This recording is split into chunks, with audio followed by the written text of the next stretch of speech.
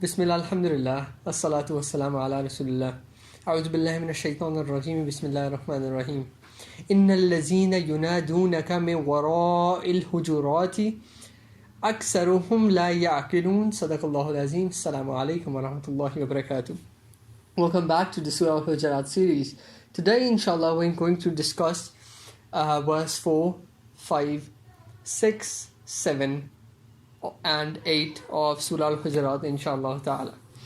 Well, the ayah that I just recited basically means that Allah subhanahu wa ta'ala is saying, indeed, most of those who call out to you, O Muhammad sallallahu alayhi wasallam, from behind the chambers, from behind your house, most of them don't use reason, or they're not of understanding, they don't have understanding. Now basically what we have to understand here, that the Sahaba who enjoyed the company of Rasulullah sallallahu alaihi wasallam, basically they knew the etiquettes of how they should be with Rasulullah sallallahu alaihi wasallam. But the new Muslims, the Bedouins, they didn't have those level of etiquettes or manners or ethics as Sahaba had, who used to be constantly in the company of Rasulullah sallallahu alaihi wasallam. So basically some of them used to call Rasulullah sallallahu alaihi wasallam from behind his quarters, and they used to say, "O Muhammad sallallahu alaihi wasallam," or "O Messenger of Allah." They used to call out to him while he was in his house. Basically, Rasulullah was quite shy, so he didn't tell them himself about this problem that it was causing him. So Allah subhanahu wa ta'ala revealed these verses. Now, in the next verse, Allah subhanahu wa ta'ala says, وَلَوْ أَنَّهُمْ صَبَرُوا حَتَّى تَخْرُجَ إِلَيْهِمْ لَكَانَ خَيْرًا لَهُمْ وَاللَّهُ غَفُورٌ رَحِيمٌ. And if they had been patient until you come out to them, it would have been better for them, but Allah is forgiving and merciful. Basically, Allah subhanahu wa ta'ala is telling the believers that ये तुम्हारे लिए बेहतर होगा, it will be better for you कि अगर तुम लोग patient रहो और wait करो, जब रसूलुल्लाह के बाहर आने का time है उसका wait करो. Because a person who has devoted his life to religion, it doesn't mean that he doesn't have any time to rest. Of course, Rasulullah sallallahu alaihi wasallam had to be in his home to rest for some while, or he might have been busy with some of his housework or with his wives. So Allah subhanahu wa ta'ala is teaching the Sahaba or the new Muslims at that time the rules that how you should be when you are with Rasulullah sallallahu alaihi wasallam. Well, two things we have to keep in mind while talking about these verses is that one thing is called ta'wilul khas. It is basically the specific interpretation, that interpretation which was applicable or of importance when at the time of the Sahaba, right? Like some problem arose or there was some question, so the Quran was revealed. So for that time, when we will address it according to that time and space, it will basically be called Ta'wil al-Khas.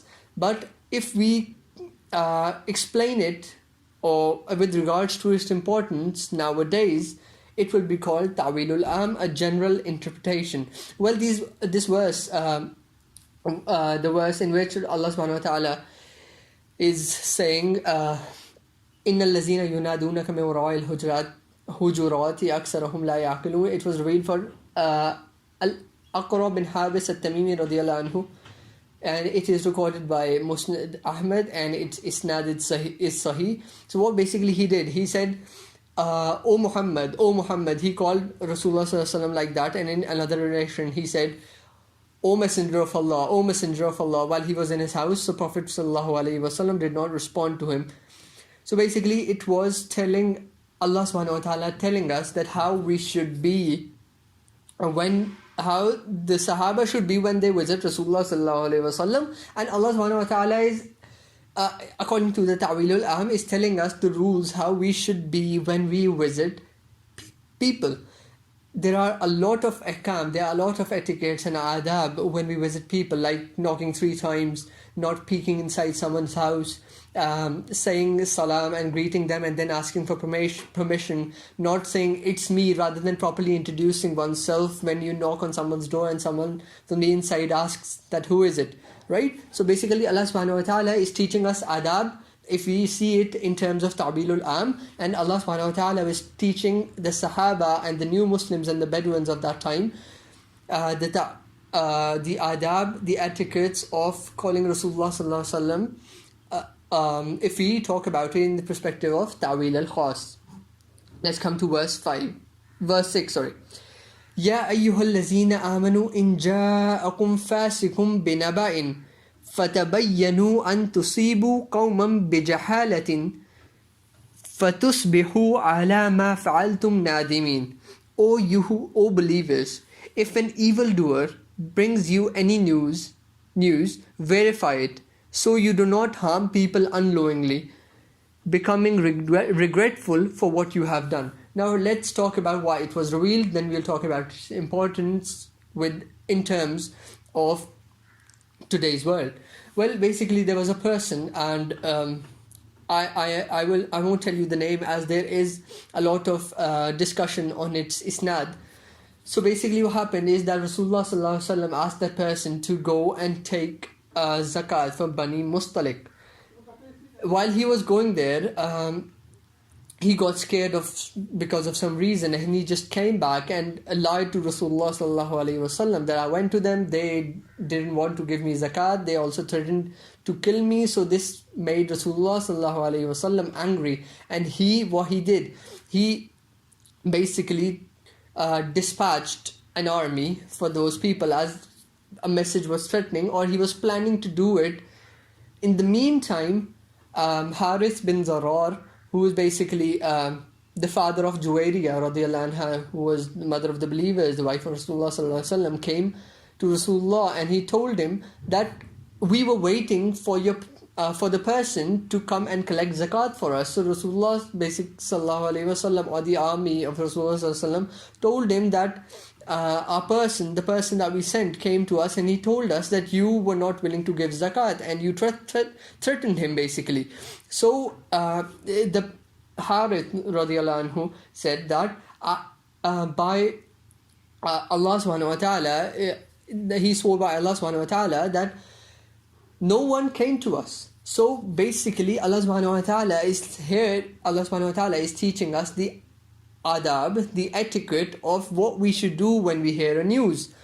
What we should do, we should verify it. We should investigate if the information is true or not, because the waqiyah of Ifk, when there was rumor about Aisha radiyallahu anha wa salamullahi alayha, it was basically a rumor, and the people who basically spread it, when Allah subhanahu wa ta'ala revealed the verses, they were also flogged because they were spreading a rumor. Similarly, Hazrat Mus'ab ibn Umair radiallahu anhu wa alayhi salam, when he was martyred in Uhud, he used to look like Rasulullah sallallahu alayhi wasallam. So a rumor spread that that Rasulullah sallallahu alayhi wasallam has been martyred instead of Mus'ab ibn Umair. So this was again a rumor and problematic for the Muslim ummah. So what we should do is we should verify news. In Sahih Muslim, there's a hadith, and the number of hadith is 5.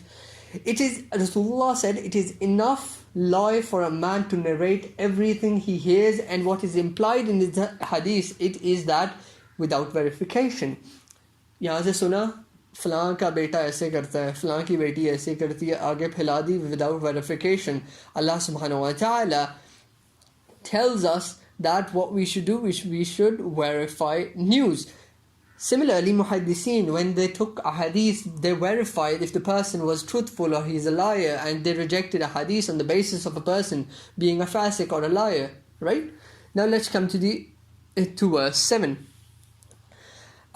In this verse, Allah subhanahu wa ta'ala says, وَاعْلَمُوا أَنَّ فِيكُمْ رَسُولُ اللَّهِ لَوْ يُطِيعُكُمْ فِي كَثِيرٍ مِّنَ الْأَمْرِ لعنتم ولكن الله حبب إليكم الإيمان وزينه في قلوبكم وكره إليكم الكفر والفسوق والعصيان أولئك هم الراشدون. What is Allah subhanahu wa ta'ala telling us in this verse? Allah is saying, keep in mind that Allah's messenger is still in your midst. He is still amongst you, and if he were to obey you in much of matter, you would be in difficulty, you would be in suffering because of the consequences, that if Rasulullah were to obey you in matters, then you would suffer the consequences. But Allah has endeared to you faith, and He has made it pleasing in your hearts, and has made hateful to you disbelief, defiance, and disobedience. And those are the rightly guided, of course, to Allah has made hateful disbelief, defiance, and disobedience. Basically, according to Maulana Maududi rahimahullah ta'ala, this verse was revealed in the context, of course, Ta'wilul Khas, that some Sahaba basically insisted that Rasulullah sallallahu alayhi wasallam should dispatch an army to Bani al-Mustalik to fight them. But Prophet sallallahu alayhi wasallam himself was hesitant. So Allah subhanahu wa ta'ala, and we know that the matter was settled because the person, he basically lied, and Allah told us that we should verify news. So basically what Allah subhanahu wa ta'ala is saying here, that if Rasulullah was to take your decision as final, it would cause problems. So what you should do is you should leave the decision to Rasulullah sallallahu alayhi wasallam. Now, although in Islam counsel is very important, as Allah subhanahu wa ta'ala says in Surah Al-Imran verse 159, that so by mercy from Allah you were lenient with them, and if you had been rude and harsh in heart, they would have disbanded from about you. So pardon them and ask forgiveness from them for them, and counsel them in the matter. Counsel them in matters of importance. Allah subhanahu wa ta'ala gives importance to consultation. But the thing is, what we should know here is that leaving the final decision to Rasulullah sallallahu alayhi wasallam, and not trying to enforce one's opinion on Rasulullah sallallahu alayhi wasallam, as it would be the cause of suffering, as Allah subhanahu wa ta'ala is telling the Sahaba. So basically, then Allah subhanahu wa ta'ala says that but Allah has endeared to you faith and made it pleasing in your hearts. Now, Allah subhanahu wa ta'ala is addressing the Sahaba who were basically of the opinion that Rasulullah sallallahu alayhi wasallam, as he was hesitant to attack Bani Mustalik, that he should, right? So Allah subhanahu wa ta'ala is addressing them that if he were to obey you in matters, right, it would cause suffering. We know when there's a war, there's suffering, etc. So then it is for those specific Sahaba, according to Maulana Maududi. But then Allah subhanahu wa ta'ala addresses the Sahaba generally, that He has made faith to you pleasing in your hearts, right? He has made it appealing in your hearts, and He has made disbelief, rebelliousness, disobedience hateful to you. Yani that Allah subhanahu wa ta'ala, basically Sahaba accepted the opinion of Rasulullah sallallahu alaihi wasallam, or there is sami'ana wa ata'ana in Sahaba, because Allah subhanahu wa ta'ala has made faith endearing in their hearts, right? Because all good is from Allah subhanahu wa ta'ala, and all evil is because of our own hands. So basically it is the fadl of Allah, as Allah subhanahu wa ta'ala says in the next ayah, فَضْلًا مِّنَ اللَّهِ وَالنِّعْمَةِ وَاللَّهُ عَلِيمٌ حَكِيمٌ.